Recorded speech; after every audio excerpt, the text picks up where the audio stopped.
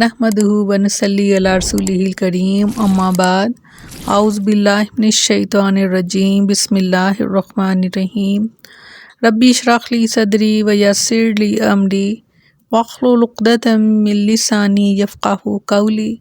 अस्सलामु अलैकुम व रहमतुल्लाहि व बरकातुहू। कैसे हैं आप सब? इंशाअल्लाह खैर व आफियत से होंगे।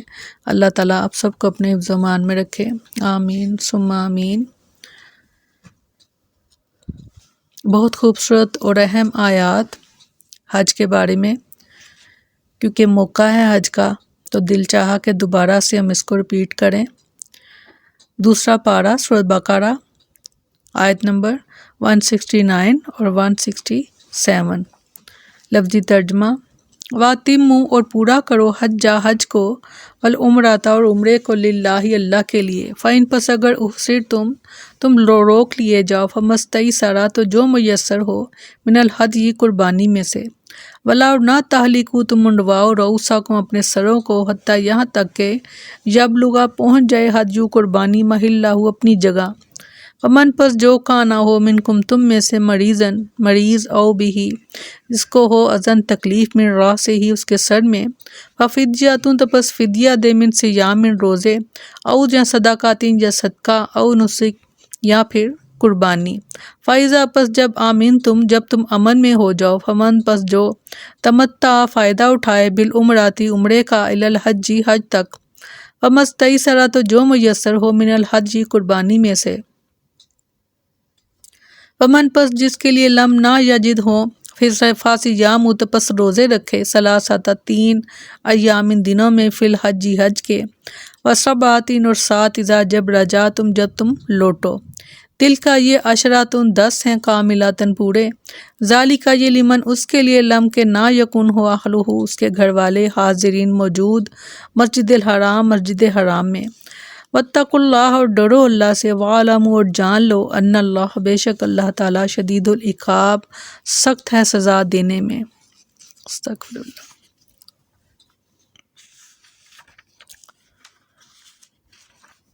अल हज्जु हज के अशरू महीने हैं, मालूमात मालूम। फमन पस जो फ़राज़ा फ़र्ज़ कर ले, फ़ी हिन्ना इनमें, हज्जा हज को, फला पस ना रफ़ासा वो बेपर्दा हो, वला और ना ही फसूक ना कोई गुनाह का काम करे, वला जिदाल और ना ही झगड़ा, फिल हज्जी हज में। वमा और जो तफ़ालू तुम करो, मिन खैरिन कोई भी नेकी, यालमुहुल्लाहु जानता है उसको अल्लाह। वतज़व्वदू और ज़ादे राह ले लिया करो, फ़इन्ना पस बेशक खैर ज़ाद तक़वा बेहतरीन ज़ादे राह तक़वा है। वत्तकूनी और मुझी से डरो, या उलिल अलबाब ए अकल वालो। लईसा नहीं है लेकिन तुम पर जुनाहुन कोई भी गुनाह, अंजे के तब तागू तुम तलाश करो, फ़ज़लन फ़ज़ल मिन रब्बिकुम अपने रब की तरफ से। फ़ाइज़ा पस जब जब तुम लौटो, मिन अरफ़ातिन अरफ़ा से, फ़ज़्कुरुल्लाह तो याद करो अल्लाह को, इंदल मशरिल हराम मशर हराम के पास। वज़्कुरूहु जैसा कि तुम्हें सिखाया तुमको, कमा जैसा कि हदाकुम जैसा कि सिखाया गया, वाइन और अगर कौन तुम हो, मिन क़ब्ल इससे पहले, लामिनज़्ज़ालिन अलबत्ता ना जानने वालों में से।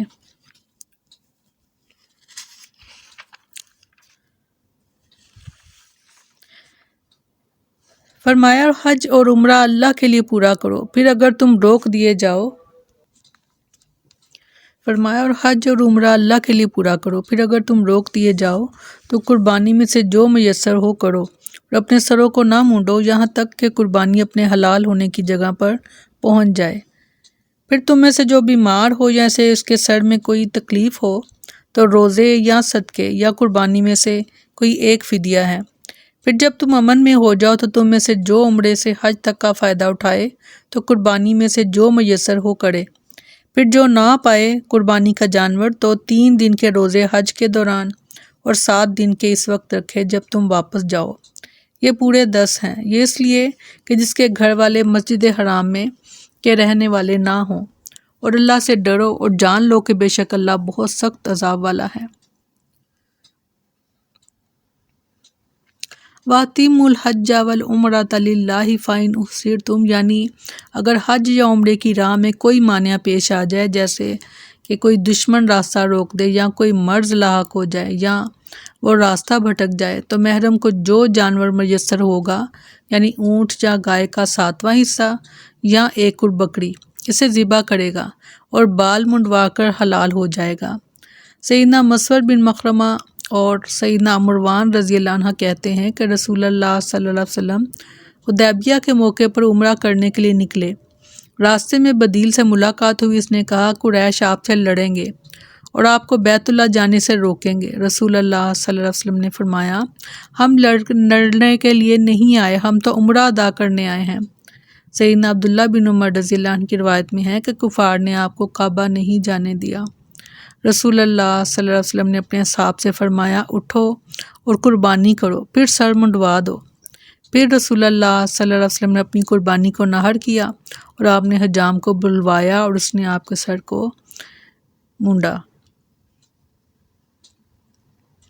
سیدہ عائشہ رضی اللہ عنہ سے روایت ہے کہ رسول اللہ صلی اللہ علیہ وسلم زبا بنت زبیر بن عبد المطلب رضی اللہ عنہ کے پاس تشریف لے گئے اور ان سے پوچھا شاید تو حج کا ارادہ رکھتی ہے؟ انہوں نے عرض کی اللہ کی قسم میں حج کا ارادہ رکھتی ہوں لیکن میں بیمار ہوں۔ تو آپ نے فرمایا تم حج کرو اور یہ شرط لگا لو کہ اللہ میں وہاں احرام کھول دوں گی جہاں تو مجھے روک لے گا۔ معلوم ہوا کہ احرام کے وقت اگر یہ شرط کر لے تو رکاوٹ کی صورت میں اسی جگہ احرام کھول دے، اس پر کوئی قربانی وغیرہ لازم نہیں آئے گی۔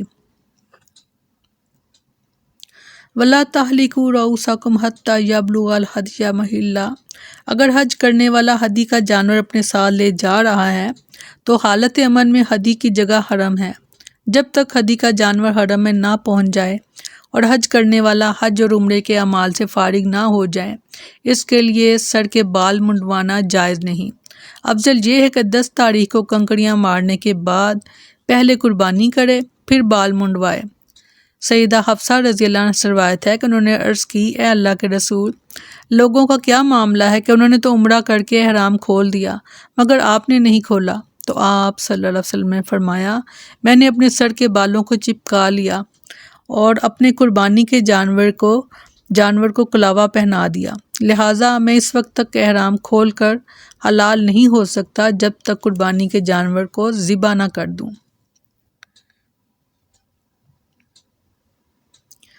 سیدنا ابو ہریرہ رضی اللہ عنہ بیان کرتے ہیں کہ رسول اللہ صلی اللہ علیہ وسلم نے دعا کی اے اللہ سر منڈوانے والوں کی مغفرت فرما۔ لوگوں نے کہا اے اللہ کے رسول اور بال چھوٹے کروانے والوں کے لیے؟ آپ نے فرمایا اے اللہ سر منڈوانے والوں کی مغفرت فرما۔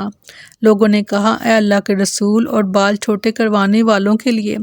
آپ نے فرمایا اے اللہ سر منڈوانے والوں کی مغفرت فرما۔ لوگوں نے کہا اور بال چھوٹے کروانے والوں کے لیے؟ آپ صلی اللہ علیہ وسلم نے فرمایا سر منڈوانے والوں کے لیے 3 مرتبہ دعا کی، پھر فرمایا اور بال چھوٹے کروانے والوں کے لیے بھی مغفرت فرما،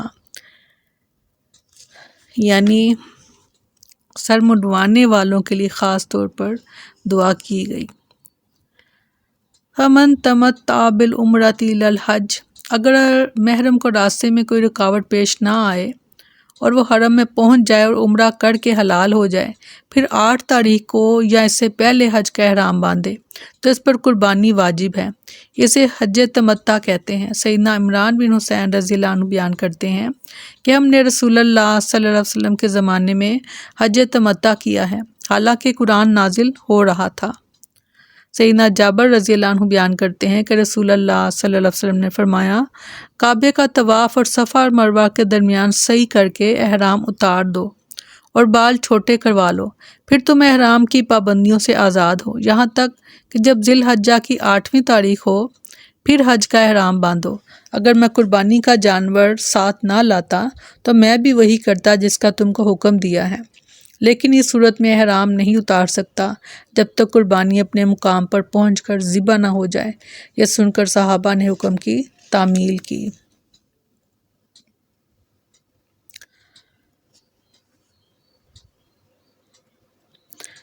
فرمایا حج چند مہینے ہیں جو معلوم ہے، پھر جو ان میں حج فرض کر لے تو حج کے دوران نہ کوئی شہوانی فعل ہو اور نہ کوئی نافرمانی اور نہ کوئی جھگڑا، اور تم نیکی میں سے جو بھی کرو گے اللہ اسے جان لے گا، اور زاد راہ لے لیا کرو، بے شک زاد راہ کی سب سے بہتر خوبی سوال سے بچنا ہے، اور مجھ سے ڈرو اے عقل والو۔ فرمایا اور جو شخص ان مہینوں میں احرام باندھ کر اپنے اوپر حج کو فرض کر لے تو اب دوران حج میں نہ ہی کوئی بے حیائی کی بات کرے، نہ گناہ کا کوئی کام، اور نہ ہی کسی سے جھگڑے۔ سیدنا عبداللہ بن مسعود رضی اللہ عنہ بیان کرتے ہیں کہ رسول اللہ صلی اللہ علیہ وسلم نے فرمایا، مسلمان کو گالی دینا فسق اور اسے قتل کرنا کفر ہے۔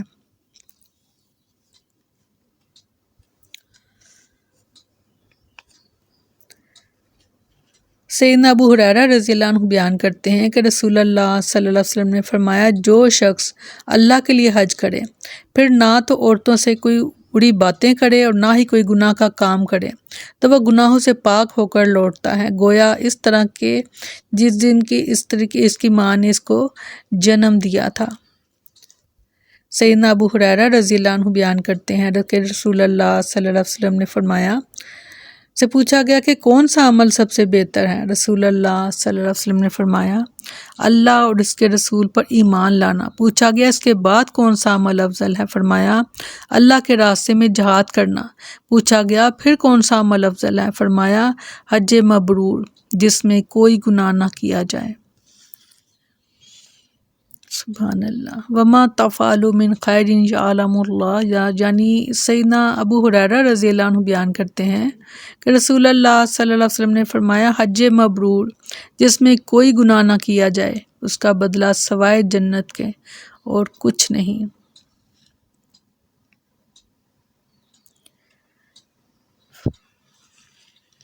فرمایا، تم پر کوئی گناہ نہیں کہ اپنے رب کا کوئی فضل تلاش کرو، پھر جب تم عرفات سے واپس آؤ تو مشعر حرام کے پاس اللہ کو یاد کرو اور اس کو اس طرح یاد کرو جیسے اس نے تمہیں ہدایت دی، اور بلا شبہ اس سے پہلے تم نہ جانتے تھے۔ اللہ تعالیٰ نے حج کے لیے جب زاد راہ لے کر چلنے کی نصیحت کی اور اس کے بعد تقوی کا حکم دیا تو اس بات کی بھی خبر دی کہ موسم حج میں تجارت کرنے میں کوئی حرج نہیں، اور ایسا کرنا تقوی کے خلاف نہیں، جیسا کہ زمانہ جاہلیت میں لوگ سمجھتے تھے کہ حج کے دوران تجارت کرنا اچھی بات نہیں۔ سیدنا عبداللہ بن عباس رضی اللہ عنہ سے روایت ہے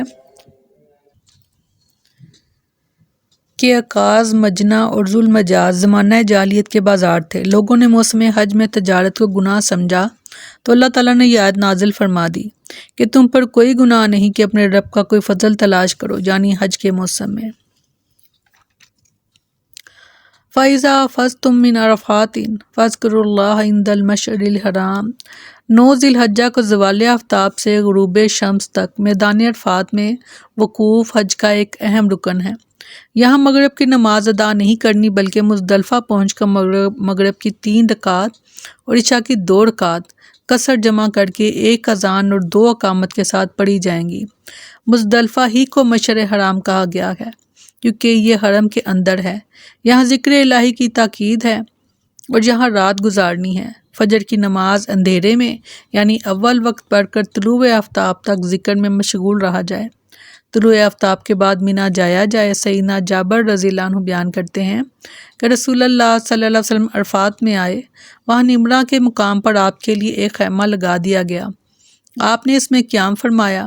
جب سورج ڈھل گیا تو آپ نے اپنی اونٹنی قصوہ کو کسنے کا حکم دیا، جب وہ کس دی گئی تو آپ اس پر سوار ہو کر بطن وادی میں آئے اور لوگوں کے سامنے ایک خطبہ دیا، پھر مؤذن نے اذان دی، پھر اقامت کہی، پھر رسول اللہ صلی اللہ علیہ وسلم نے ظہر کی نماز پڑھائی، پھر مؤذن نے اقامت کہی، پھر آپ نے عصر کی نماز پڑھائی، ان دونوں نمازوں کے درمیان کچھ نہیں پڑھا، پھر آپ سوار ہو گئے یہاں تک کہ موقف میں آئے اور وہاں آپ نے غروب آفتاب تک وقوف فرمایا۔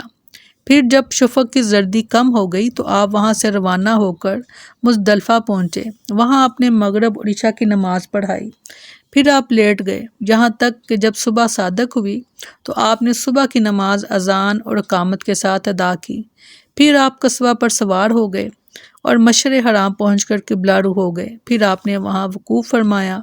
آپ دعا کرتے رہے، الحمدللہ کہتے رہے اور اللہ کی توحید بیان کرتے رہے، یہاں تک کہ خوب روشنی ہو گئی تو آپ طلوع آفتاب سے پہلے منا روانہ ہو گئے۔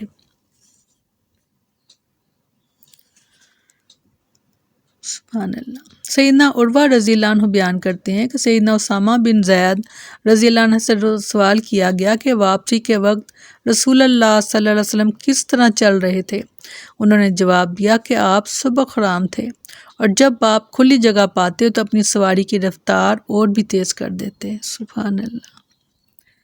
بہت خوبصورت آیات، بہت خوبصورت آیات۔ سبحانک اللہم و بحمدک نشہد ان لا الہ الا انت نستغفرک و نتوب الیک۔ سبحان ربک رب العزۃ عما یصفون وسلام علی المرسلین والحمد للہ رب العالمین۔ السلام علیکم ورحمۃ اللہ وبرکاتہ۔